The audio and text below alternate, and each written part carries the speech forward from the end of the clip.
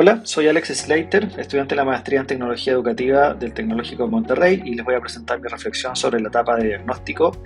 en la materia de Proyecto de Investigación Aplicada número 1. Lo primero, comenzar con el análisis de la lectura de Pérez Serrano. Nos dice que el diagnóstico nos tiene que llevar a una verdadera comprensión de la realidad, pero también con una apropiada cuota o dosis de realismo. Por eso que la reflexión es que el diagnóstico debe proporcionarnos un conocimiento apropiado de esta realidad.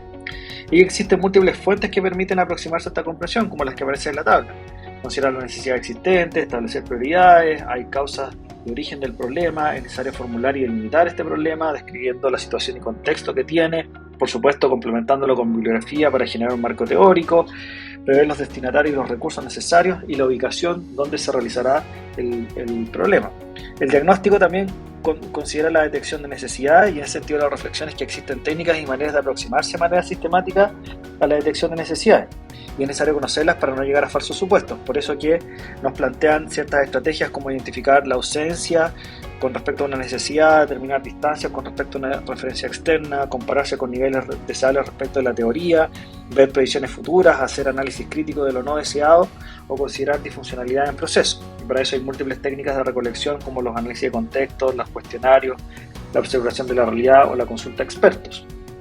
Ahora, la otra reflexión importante es que pueden existir muchos problemas que surjan de un diagnóstico, pero es clave conocer cómo priorizar sobre ellos. Y ahí se nos presentan estrategias como ordenar los objetivos o considerar cuál es el tamaño de la brecha más grande para poder priorizar, o una estrategia mixta, y otros criterios como por ejemplo el costo de resolver o no resolver la problemática, el tiempo que se va a emplear en resolverla, la utilidad de resolverla o la cantidad de personas que podrían participar o que se podrían en el fondo ver beneficiadas por esta resolución de un problema. Lo mismo también existen otras maneras en las cuales uno puede complementar, ¿no es cierto?, este diagnóstico de prioridades con una mirada más técnica experta que considere la relevancia, la rentabilidad, la inmediatez, la eficacia o la responsabilidad de las personas que participan, o aspectos más subjetivos como puede ser el interés, la motivación o las expectativas que van a tener las personas que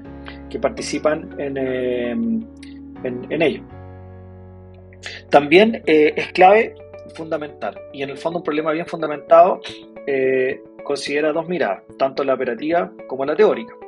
Ahora, esta fundamentación y estos diagnósticos, la priorización y la detección de necesidades requieren de recolección de información, y aquí un poco lo que plantea la otra lectura de Barraza, que en el fondo existen técnicas cuantitativas, cualitativas o técnicas participativas, y nos muestra un abanico de estas técnicas y es necesario conocer el alcance y cómo utilizar estas técnicas y cuándo podría ser pertinente. Por ejemplo, dentro de las técnicas cuantitativas se presenta, por ejemplo, la encuesta, ¿verdad?, que requiere, ¿no es cierto?, definir un cierto respaldo teórico de las variables, planificarla, elaborar un instrumento. También se habla acerca de la confiabilidad que tienen que tener estos instrumentos para que puedan hacer una correcta medición. Después están las técnicas cualitativas, que son las que son como preferidas también dentro del campo de la detección de necesidades o el diagnóstico.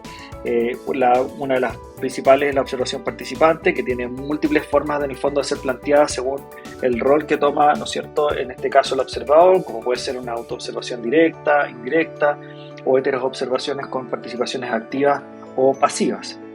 Y por último, las técnicas participativas, que son aquellas que son, por ejemplo, la discusión de grupos pequeños, ayudan mucho a explorar los problemas y permiten al elaborador del proyecto describir apropiadamente el problema, y además, por supuesto, que acercan, ¿no es cierto?, a los participantes a la detección de la necesidad inicial. Por último, en cuanto a la delimitación, es importante que el diagnóstico responda finalmente a tres cuestiones esenciales: en qué consiste el proyecto, por qué es necesario y cuál es el objetivo de lo que se va a abordar. Muchas gracias por su atención, y acá quedan disponibles las referencias utilizadas para este análisis crítico de la lectura.